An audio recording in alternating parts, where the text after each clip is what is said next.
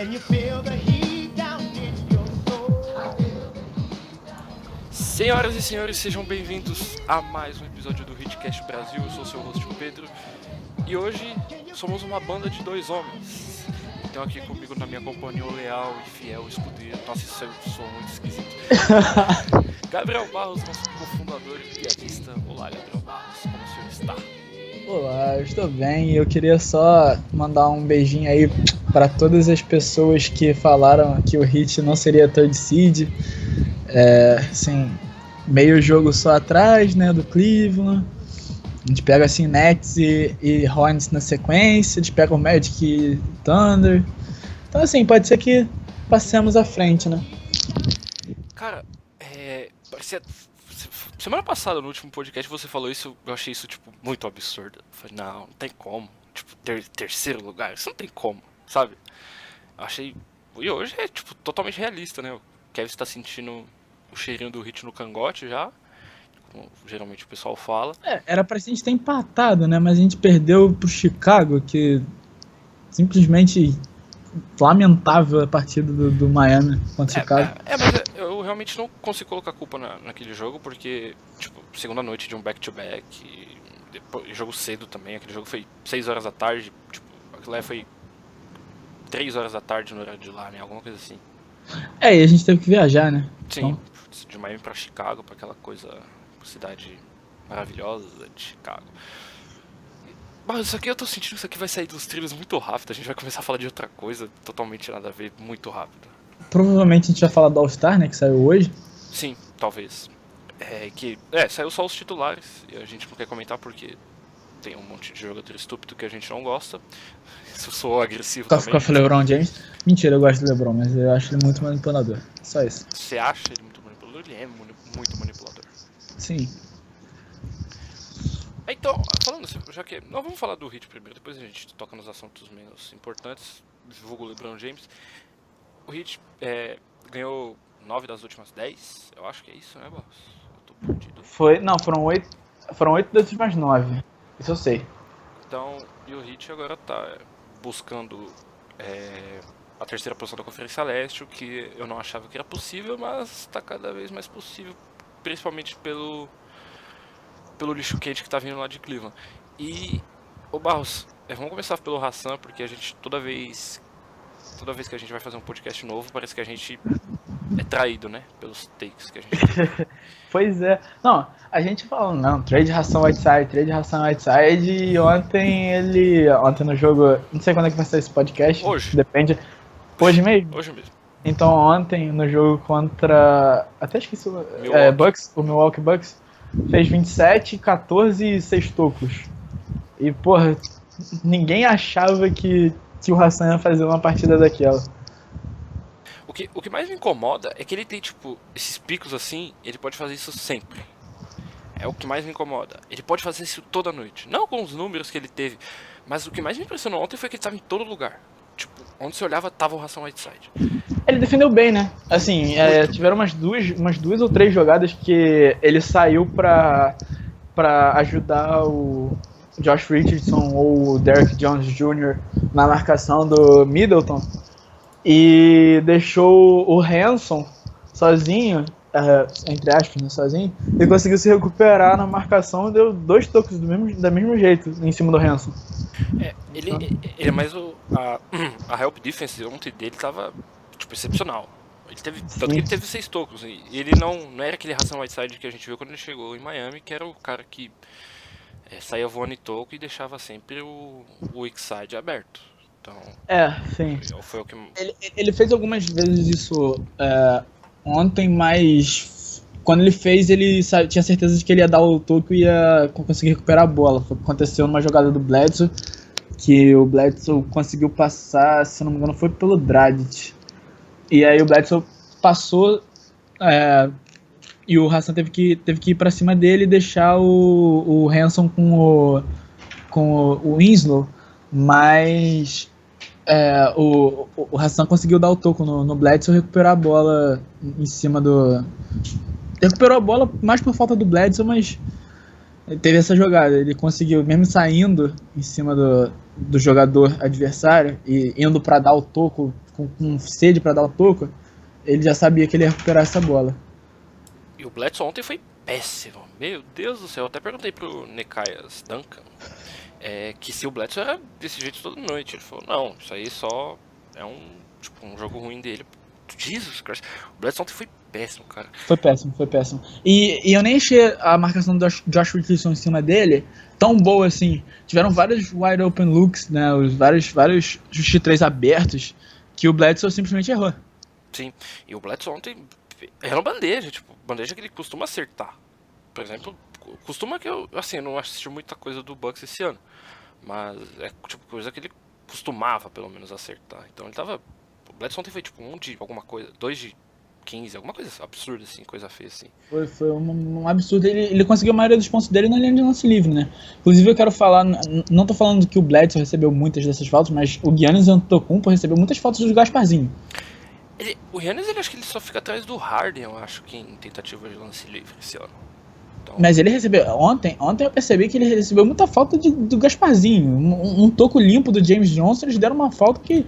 Não, aquilo não foi falta, aquilo não foi falta, aquilo realmente não foi falta. O James Johnson chegou limpo por trás, depois, tipo, ele deu uma caída, mas assim, normal, coisa de jogo, tem contato, ele caiu e bateu no Giannis, mas não, já tinha terminado a jogada. E os juízes deram falta, uma falta que eu falei, que falta foi essa? Sim, e voltando a falar, agora você citou o Giannis, voltando a falar do Hassan, ontem ele teve aquele toco no quarto período, bem no final do jogo, né? Aquele toco de 2 mãos, foi tipo um spike. Meu Deus do céu. Eu falei, esse é o Hassan. Tipo, tudo bem que vai ser com mais um podcast da contradição e tal, mas, cara, quando o Hassan vai sair defendendo daquele jeito, a gente vai falar de uns números que a gente caçou por aí, nosso Steph. Cara, quando o Hassan tá defendendo desse jeito, eu acho que o Heat é tipo um time muito melhor. Sim. Ele é um All-Star, a gente saiu os All-Stars, os titulares hoje. Ele é um All-Star, não titular, aí eu acho já demais também. Mas quando ele defende desse jeito, o impacto que ele tem, ele pode não ter os números. Ontem teve os números e teve o impacto. Tem dia que ele tem os números e não tem o impacto. Ontem ele teve os números e o impacto, cara. Então eu acho que sim. ontem ele foi extraordinário, velho. Ele foi importante porque a defesa do Bucks também, assim que ele começou a pegar fogo, a defesa do Bucks deu uns espaços pro Miami matar umas bolas, por exemplo. Então, assim, enquanto ele estava em quadra, o Miami conseguiu... a defesa do Bucks, por exemplo, teve até a jogada do Hassan que deu toco, e o Winslow matou a bola de 3 na sequência, em seguida. Ele deu um toco já na mão do James Johnson, eu acho, e o James Johnson só precisou dar a bola pro Winslow. Puxou um contra-ataque rápido e o Hassan, se ele fizer essa transição também, defesa e ataque, a defesa fica preocupada com uma possível infiltração, uma bola alta pro Hassan para ele pegar e fazer a bandeja. E acaba deixando, afunilando o garrafão para que isso não aconteça. E os chutadores, se o Miami conseguir colocar bons chutadores ao redor dele, consegue espaçar um pouco a quadra para que, se a bola não entrar no Hassan, eles consigam chutar. E foi isso que aconteceu. O Winslow pegou uma bola na zona morta, o pessoal se preocupou com o Hassan, com o James Johnson e o Hassan outside entrando, e ele foi e arremessou. O Hassan, você falou dessa parte de infiltração. Outra coisa que ele foi muito bem ontem foi o screening dele. Eu vou puxar esses números agora, mas ele foi, pelo menos, principalmente no primeiro quarto, ele foi excelente nisso. E a gente cobra sempre dele porque pro esquema que o Heat joga, sem isso não funciona, né? E tipo, ontem ele foi ótimo nisso também.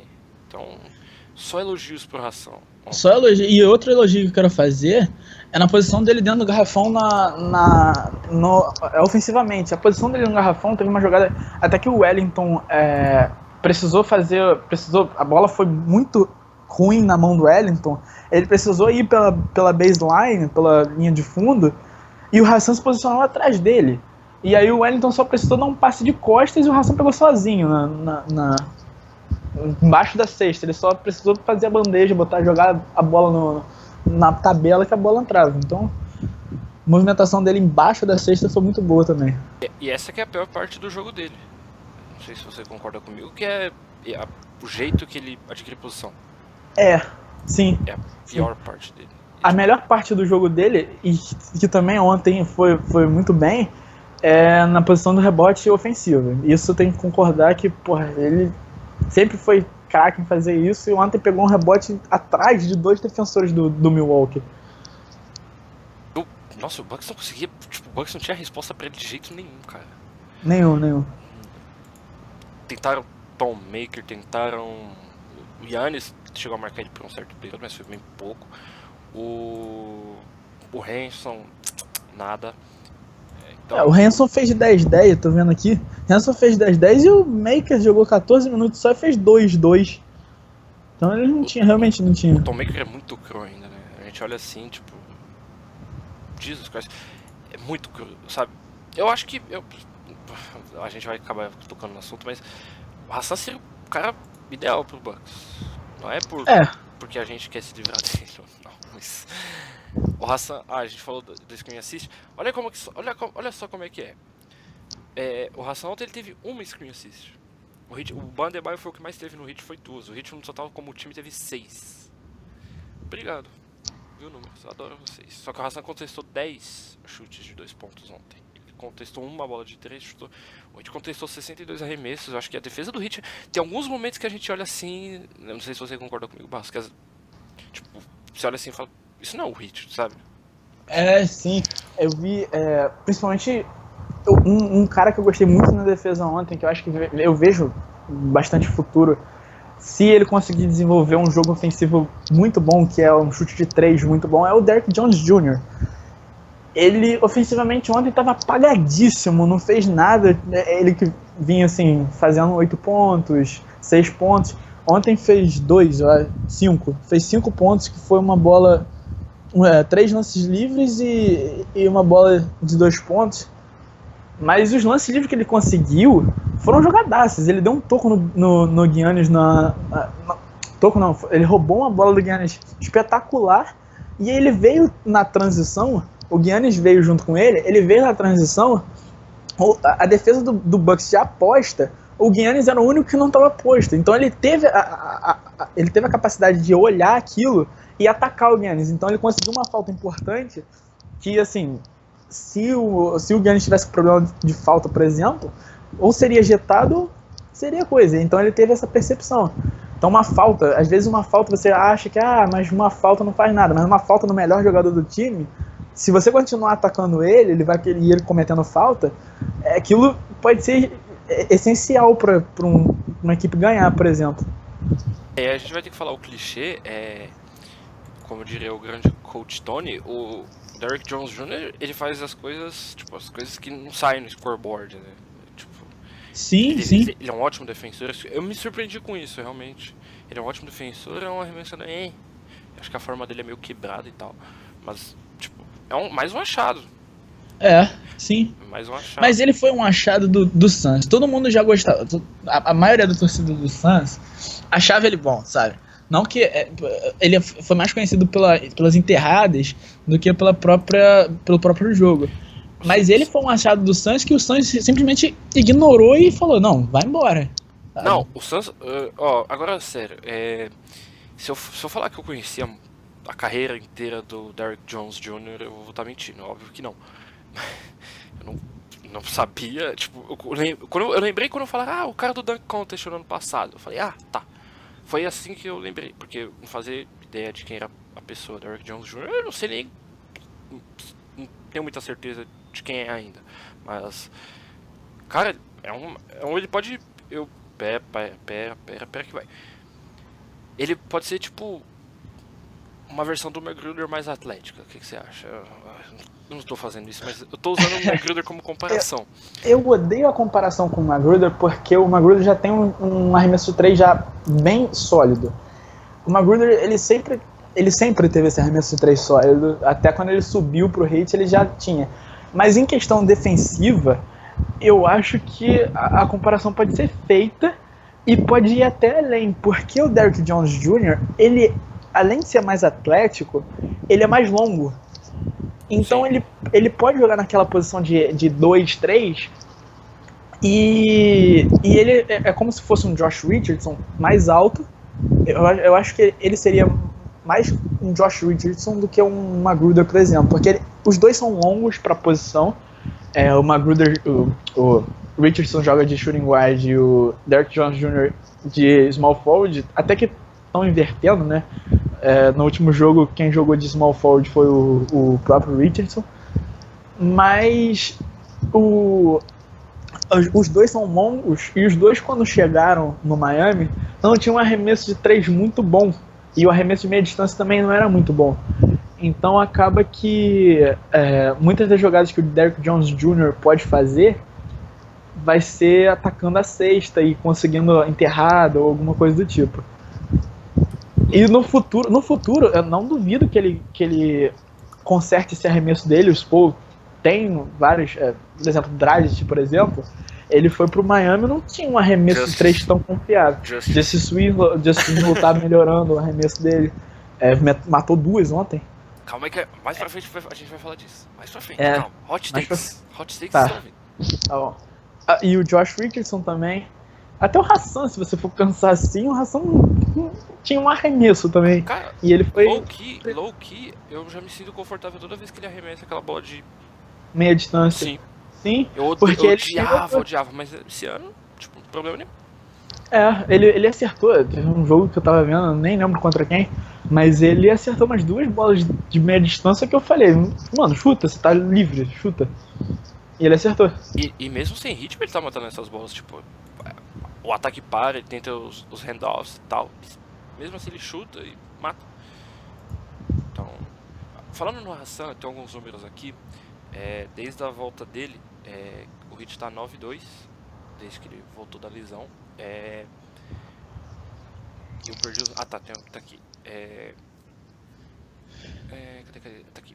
O Heat tem 102.9 de offensive rating com ele em quadra, que seria a 26ª marca da liga. E tem 100.8 de defensive rating, que seria a 2ª melhor marca da liga. Deram 2.1 de net. Agora, sem ele na quadra, esse número é muito bizarro. O Heat tem a 3ª melhor ataque da liga com um offensive rating de 111.9. E sem ele, na defesa, 110.8, que daria o pior ataque, a pior defesa da NBA. E Barros, principalmente nesses momentos sem ele, o Heat está usando o Olynyk com o Adebayo. E surpreendentemente, eu esperava... funcionando no sentido ofensivo, porque... como posso dizer? Eu esperava que esses dois... o Ban protegesse mais o Olynyk e não deixasse, tipo... A defesa ia cair. Sem o Hassan, eu acho que a defesa do Heat cair, isso é normal. Porque tem a presença e tal, o shot blocking. Mas cair, tipo, desse jeito eu realmente não esperava. E... tá usando esses lineups, a maioria tá sendo com o Wayne Ellington e talvez Josh Richardson e Goran Dragic variam. O que você acha? Então, a defesa de perímetro também cai bastante, porque como todo mundo na NBA, eu acho, já sabe, o Heat tem uma das melhores lineups defensivas em relação aos starting lineups, né? Porque você vê uns caras como... Não só o Goran é um defensor meio underrated, porque ele não é ruim, ele não é horrível, ele sabe o que fazer em quadra, né? Ele sabe defender, entre aspas. Ele vai saber o que fazer em relação a, por exemplo, contestar arremesso, essas coisas assim. E você tem 4 jogadores que tem uma defesa muito boa.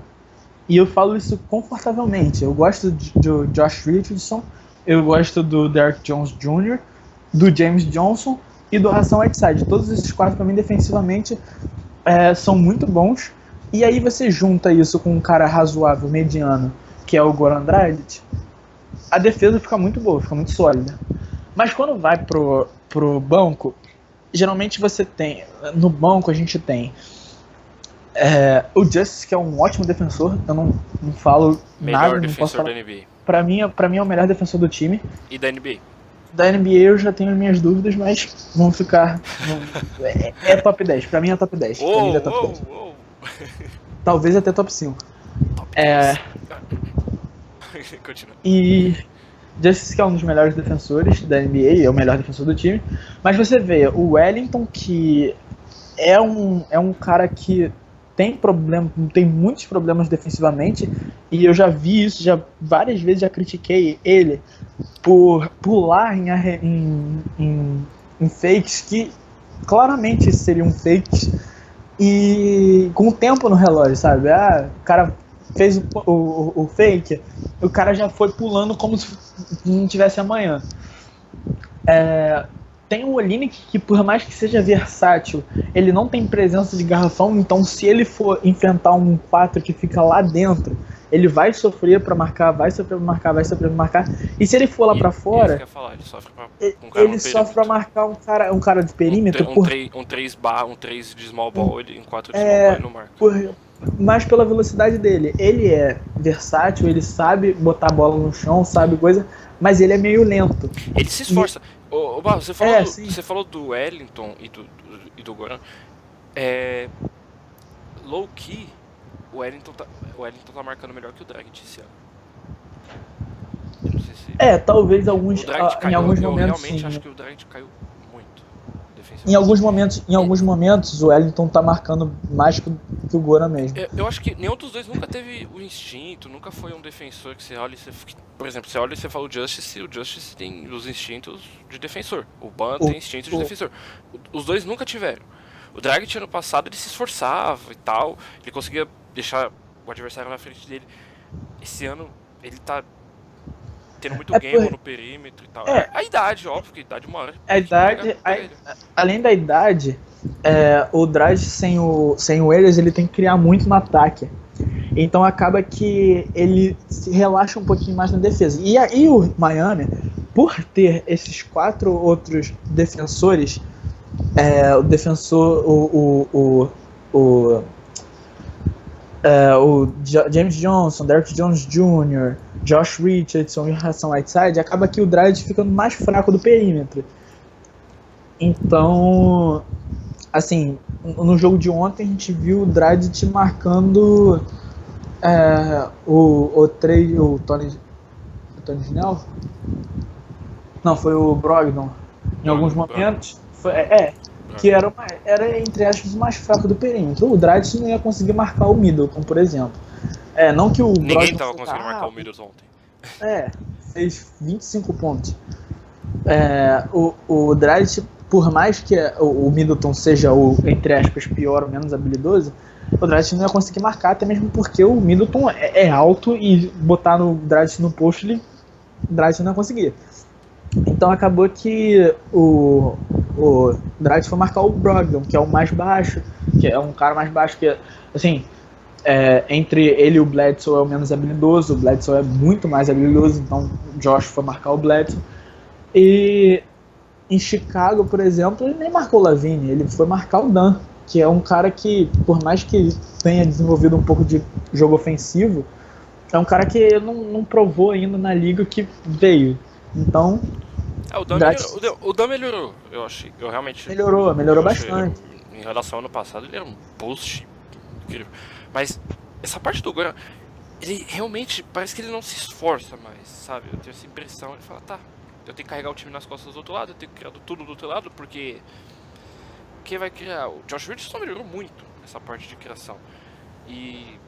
Só que ele não. Tem hora que ele, sei lá, ele toma uns ângulos muito esquisitos, ele mergulha em pick and roll em parede de adversário. Então, é o que tá incomodando. Mas, tipo, o Wellington, por exemplo, o Wellington tá marcando do jeito que ele nunca marcou na vida.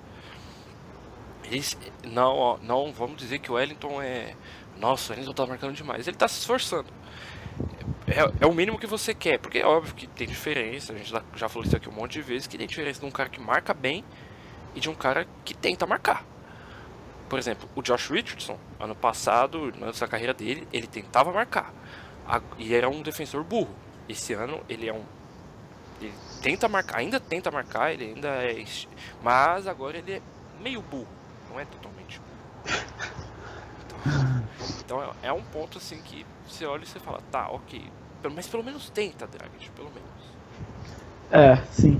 E voltando a falar tava falando do Olynyk, né? Sim. Antes de falar do Antes de eu te cortar, né? E agora eu vou falar do Ban, que assim, ele é um bom defensor. Eu acredito que ele vai ser um bom defensor, ele vai ser um Ração Whiteside ou alguma coisa do tipo. Mas o problema é que ele é cru. Sim. Então, isso acaba, por mais que ele seja um bom defensor, isso acaba afetando um pouco o Heat na defesa. Ele ainda não tem todas as malícias que um center mesmo, por exemplo, o Hanson, por exemplo, ele tem, sei lá, 5 anos de NBA, 6 anos de NBA. Então ele já tem um pouquinho mais de malícia, mais do que o Ban, então acaba que ele consegue tirar a marcação do Ban muito mais fácil do que se o Ban fosse daqui a 6 anos, daqui a 6 temporadas, o Ban vai ser um defensor muito bom. E pode muito bem ser o, entre aspas, sucessor do Ração Whiteside. Então, eu adorei que o Spo colocou ele ontem pra marcar o Middleton e o Giannis. Nossa, eu adorei. Sim, ele é um ótimo defensor. Ele é muito. Assim, você falou que ele pode ser um substituto do Hassan. Eu acho assim. Ele já é mais versátil do que o Hassan. Tudo bem. Muito mais.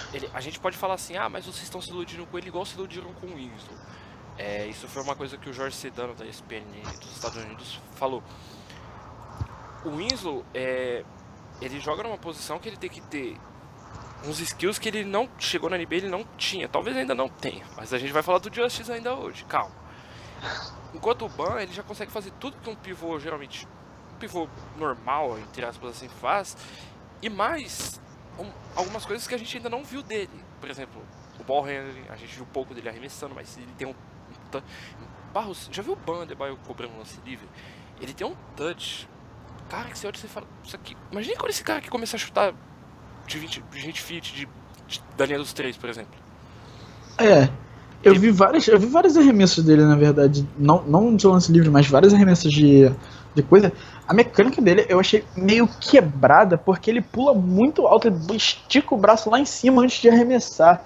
Então, assim, eu acho que poderia ser uma coisa a se endireitar, assim como foi o do Hassan. O do Hassan ainda, o arremesso dele é ainda meio quebrado, mas ele consegue botar ele consegue botar a bola lá dentro da cesta. Então, assim, Já que a gente tocou no assunto de arremesso, eu tenho alguns números que eu queria que você comentasse, que óbvio que eu vou comentar também. O debate Justice Winslow, Devin Booker circula muito pela internet, principalmente entre o Heat e Twitter. Principalmente por aí. Se você é torcedor do Heat, você já viu alguém, já presenciou esse debate. Justice Winslow está chutando 43,2% da linha dos 3 pontos. Devin Booker, 38,8% da linha dos 3 pontos. Você quer comentar? Hoje só isso basta já. Bom, não, primeiro, eu quero comentar em relação a favorecimento ao Booker e favorecimento ao Winslow também. Os dois. O Booker chuta muito mais que o Winslow, por exemplo. Vamos combinar. Pedro, eu não dei os números de tentativas. Você só deu o número de porcentagem de field goal. É ótimo que o Winslow esteja chutando 42 ponto alguma coisa por cento. Ótimo, porque o Winslow não é conhecido pelos arremessos de 3. A partir do momento que ele chuta 42%, você tem que respeitar o arremesso daquele cara. A gente viu ontem que o Bucks simplesmente deixou ele aberto duas vezes e ele matou as 2 bolas. Então, assim, não é que o Winslow seja... Não, o Winslow é uma merda dos 3 pontos, o Winslow não sabe atacar, o Winslow não sabe coisa. Ele não deveria ser usado como o chutador de 3 pontos. Mas também, o Booker... você não pode tirar total mérito dele de estar arremessando melhor em relação aos anos anteriores. O Booker chuta muito mais, o Booker é muito mais exigido ofensivamente, até mesmo porque ele é o cara da franquia, ele é o franchise player. o Winslow não é o franchise player do Miami. O franchise player do Miami é o Hassan Whiteside, por mais que não seja o melhor jogador ofensivamente, mas ele é o franchise player.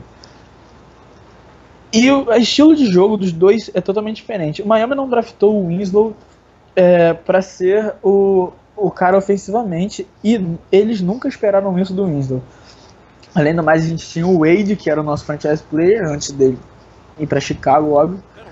E o Wade e o Bosh. Naquela época os dois ainda tinham, os dois ainda estavam juntos. Não tinha, o Wade não tinha saído. E o Winslow veio para ajudar o Wade e o Bosh a ganharem alguma coisa, né? Porque Cara, assim, essas pessoas que estão reclamando, o Winslow... Tá, vamos com calma. O Winslow vai ser a nossa versão do Mbamute ano passado. O Mbamute chutava tipo 49% em bolas de 3 dos corners. Mas ele tinha tipo 2, 3 tentativas por jogo. Então, você tendo isso de um cara que consegue chegar no ar praticamente quando quiser, e que é um ótimo playmaker. Mas não, sim, é um ótimo playmaker. Os números em volta do ar eu acho que estão 2% acima da média da liga, acho que está finalizando em 56% esse ano. Então assim, vocês esperam que ele seja o Kawhi Leonard? Ele não é o Kawhi Leonard, pelo menos não agora. Mas tenham paciência, tá? Vocês querem jogar fora o cara que foi 10ª escolha do draft, que estava contado para ser top 7, 5, alguma coisa top assim. 5. Em uma temporada e meia que ele teve, que ano passado não dá pra contar. Ele ainda não jogou direito porque ele teve muita lesão, né? Se ele conseguisse manter saudável, talvez ele possa ser sim a versão do Kawhi Leonard, mas ele tem só 21 anos. 21. Ele tem 21 anos, o cara ainda tem muitos anos pela liga ainda pra mostrar seu valor. O Kawhi Leonard foi draftado em 2010, na 15ª pelos Spurs, e ninguém sabia quem era ele até final de 2014, por exemplo. Sim. Muita pouca gente sabia. E aí quando ele marcou o LeBron James muito bem e conseguiu turnovers para poder pontos fáceis, né? Ele nunca foi um expert ofensivo. Kawhi nunca foi um expert ofensivo. Kawhi sempre foi um expert defensivo. E ele começou a melhorar seu jogo ofensivo depois. Ele chegou na NBA com um arremesso totalmente quebrado. E hoje em dia ele tá com um arremesso bom. Eu acho que, na real mesmo, eu acho que é só paciência. O povo tem que se acalmar. Shabazz Napier, pronto. O cara que... Você perguntou essa semana pra mim, você aceitaria o Shabazz Napier? Você pediu uma resposta séria. A resposta que eu ia dar é: ele tem uma bunda muito grande pra jogar no meu time de basquete. Mas assim, o Shabazz Napier virou um jogador de rotação competente. Ele não conseguia ser isso em Miami. E todo mundo queria que o Shabazz Napier já fosse logo. Shabazz Napier tem que ser... É o armador que o LeBron sempre quis. Calma! E tipo, ele não virou o que se esperava. O Heat, eu achei que... Não achei. Na época eu não achei. O Heat tinha Dragic e tal. Agora, na época do Shabazz Napier não, a gente chamava o Chalmers. O Shabazz foi trocado na off-season, porque o Dragic assinou o contrato dele. Não, Sim. o Shabazz foi trocado antes. Não. Foi uma temporada antes, foi sim. Foi em 2015, o Dragic assinou em 2016 com a gente. O Dragic chegou em Miami, na temporada depois que o LeBron foi embora. Foi 2014, 2015. Foi no mesmo ano do Shabazz Napier. O Shabazz não conseguiu se formar como calouro, e aí ele foi trocado na off-season que o Dragic assinou o contratinho dele, entendeu? Tá, você tá pesquisando isso. Estou fazendo isso. Foi em julho de 2015. Na off-season que o Dragic assinou o contrato dele. Agora procura quando o Dragic foi contrato. Ou foi trocado pra Miami.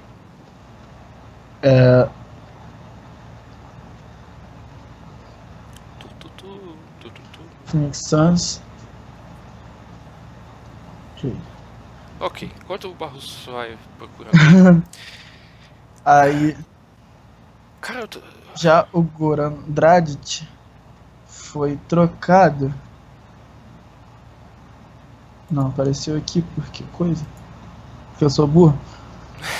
E é mesmo. Isso mesmo. Foi em fevereiro de 2015, então é exatamente. Mais uma vez eu tô certo. Mais uma vez eu estou certo. Mas o Shabazz Napier jogou um ano com o Mario Chalmers sendo titular, então... Norris Cole. Nossa, Norris Cole. cara, eu não gosto nem de lembrar. Vamos falar desse ano. O Magic vai jogar contra o Cavs agora. Por favor, Magic, faça isso. Meu pai já tá enchendo o saco porque ele é Cleveland Cavaliers. Ele quer ver o jogo no computador. Por que você não bateu no seu... Você já bateu no seu pai? Não. Seu pai ouve o podcast? Ele sabe que você Não. é racista? Não. O que eu falei? Ele não sabe que eu faço piada ruim. A gente tem que parar com isso, né? A gente tem que terminar o programa... É melhor não Chalmers ele. Eu não vou terminar com isso, Jesus Cristo. Tá, vou pensar no melhor. Eu não vou terminar com isso. Ai. Cara, a gente vê como a off-season da NBA, tipo, os playoffs da NBA são melhores do que os da NFL. A off-season sim. As playoffs, nem um pouco. Cara, eu tô falando isso só porque o Steelers tomou um sacode do Jaguars. Eu não gosto de falar de playoffs da NFL porque talvez. Puto com isso. Porque talvez meu time tenha sido eliminado no último segundo da partida. Mas. Cara, low-key, esse último domingo foi o pior da história. Foi, pra mim, em relação a esportes, foi. Totalmente. Não, o Heat ganhou aquele dia. Acho que foi a segunda vez na vida que eu fiquei triste depois de uma vitória. Nossa senhora, o Heat acabou de ganhar do Bucks, fumar o Bucks em casa. Aí tá lá o Steelers tomando touchdown do Blake Bortles. Jesus Christ. O Heat, foi a única coisa que o Heat fez foi ganhar no domingo, porque meu time, o Fluminense, perdeu na segunda-feira e ainda perdeu ontem, quarta-feira. O Heat perdeu para Chicago e o Saints perdeu pro Minnesota. Aqui, na segunda-feira eu já fiquei muito puto. Não, ninguém tá ouvindo. Eu ia cortar o palavrão, mas ninguém tá ouvindo até agora.